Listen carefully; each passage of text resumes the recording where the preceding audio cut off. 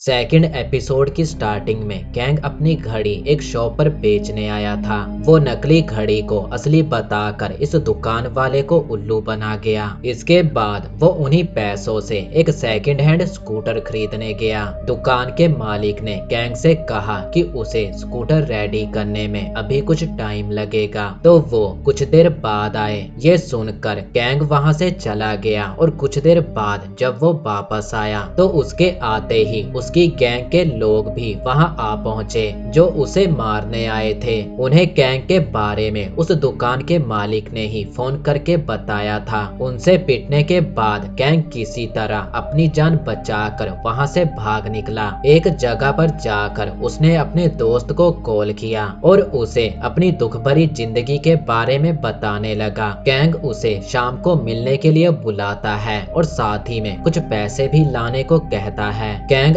अपनी दोनों बहनों को ढूंढ रहा था, तभी उसकी नजर चर्च के उसी गार्ड पर पड़ी और वो चर्च की ओर जाने के लिए निकल पड़ा। इधर मिन सोइन से मिलने आया क्योंकि उसको ये बात हजम नहीं हो रही थी कि आखिर सोइन के जख्म इतनी जल्दी कैसे भर सकते हैं और साथ ही में वो आदमी अपने आप कैसे मर गया। कहीं सोइन एक पैरासाइट तो नहीं। ये पता लगाने के लिए उसने बहाने से सोइन का एक बाल तोड़ा और सोइन को कहने लगा कि तुम्हारे बाल अभी से सफेद होने लगे। फिर उसने जाने से पहले सोइन को एक कीचेन गिफ्ट किया। इधर गैंग अपनी बहनों को ढूंढते हुए उसी चर्च तक पहुंच गया। वो दूर से ही उस चर्च पर नजर रख रहा था। इधर सोइन जब अपने घर जा रही थी तो रास्ते में उसे फिर से वही दोनों पैरासाइट मिले। वो सोइन से कहने लगे कि तुम्हें हमारे बॉस ने बुलाया है क्योंकि तुम इंसान बनने की अच्छी एक्टिंग कर लेती हो,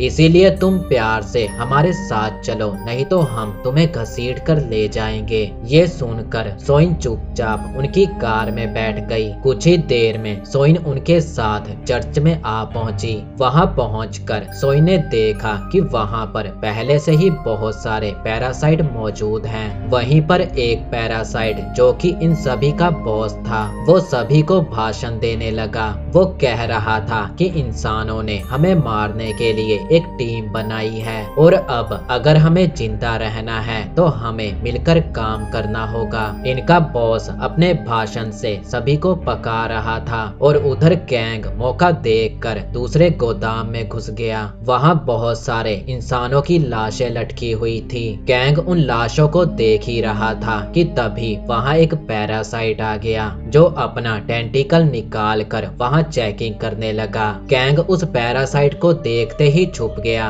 वो छुपते हुए वहां से निकलने की कोशिश करने लगा, लेकिन तभी उसकी नजर एक डेड बॉडी पर पड़ी जिसे देखते ही गैंग रोने लगा क्योंकि ये कोई और नहीं बल्कि गैंग की छोटी बहन चीनी थी। अपनी बहन की ऐसी हालत देखकर गैंग काफी ज्यादा गुस्से में आ गया और उसने उस पैरासाइट पर हमला कर दिया। आवाज सुनकर इधर इन सभी पैरासाइट को पता चल गया कि वहां कोई इंसान आया है, जिसके बाद बॉस ने उन सभी को ऑर्डर दिया कि जल्दी जाकर उस इंसान को खत्म कर दो। सभी पैरासाइट उस गोदाम की ओर जाने लगे और इसी दौरान सोइन का की चैन वहीं पर गिर गया। इधर गैंग वहां से निकलकर रास्ते पर आ पहुंचा जहां सामने ही उसकी गैंग के लोग खड़े थे। वो सभी गैंग को मारने के लिए तैयार थे। गैंग उन्हें समझाने लगा कि जल्दी यहाँ से भागो, नहीं तो सब मारे जाएंगे। लेकिन तभी ये पैरासाइट वहां आ पहुंचे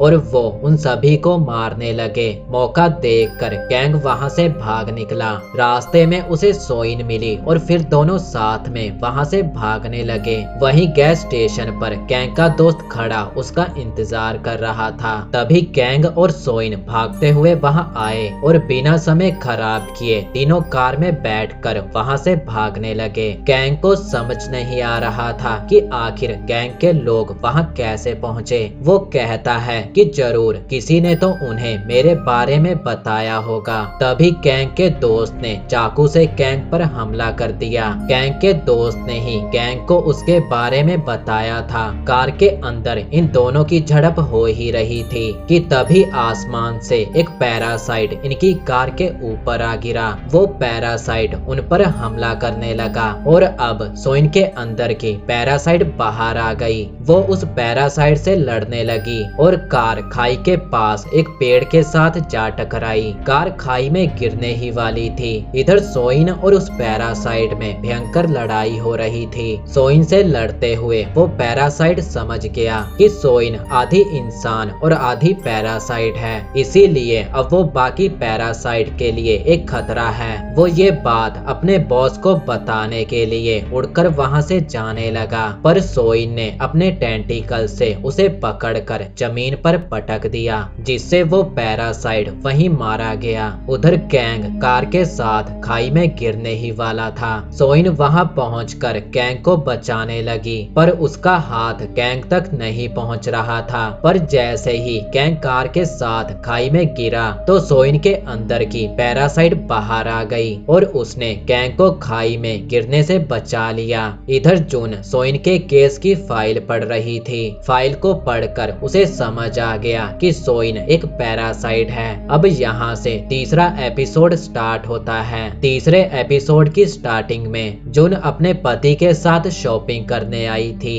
ये वही समय था जब पैरासाइट आसमान से धरती पर गिर रहे थे। तभी एक पैरासाइट उसके पति के पास आ गिरा और वो उसके अंदर चला गया। उस पैरासाइट ने उसके दिमाग पर कब्जा कर लिया और फिर वो मॉल में सभी लोगों को मारने लगा। तब जून को ये सब पता नहीं था। वो अपने पति के पास गई और उसे ऐसा करने से रोकने लगी, तो उसने अपने टेंटिकल से जून पर ही अटैक कर दिया, जिसमें जून का एक कान कट गया। लेकिन जून ये सब देखकर डरी नहीं, बल्कि वो उस पैरासाइट से लोगों को बचाने लगी। जून ने एसिड की बोतल उस पैरासाइट के ऊपर फेंक दी और पैरासाइट को एक कमरे में बंद कर दिया। अपने पति की ऐसी हालत देखकर वो बहुत ज्यादा रोने लगी। इधर गैंग सोइन से कहता है कि अब हमारे पास बस एक ही रास्ता है, हमें पुलिस को चर्च के बारे में बताना होगा, लेकिन अपनी पहचान छुपाकर। जिस पर सोइन बोली कि मैं एक ऐसे ऑफिसर को जानती हूँ जिस पर हम यकीन कर सकते हैं। गैंग ने सोइन के पैरासाइट को हाइडी नाम दिया। वो हाइडी से कहता है कि भले वो पैरासाइट तुम्हारे भाई बहन हो, फिर भी हमें उनके बारे में पुलिस को बताना होगा। गैंग पब्लिक टेलीफोन से मिन को कॉल करके बताता है कि चर्च में बहुत सारे मॉन्स्टर हैं जो दिखने में तो इंसानों की तरह हैं, लेकिन वो अपना सर किसी मॉन्स्टर की तरह खोल लेते हैं, जिसमें से बड़े बड़े टेंटिकल बाहर निकलते हैं। इतना कहकर गैंग ने फोन काट दिया।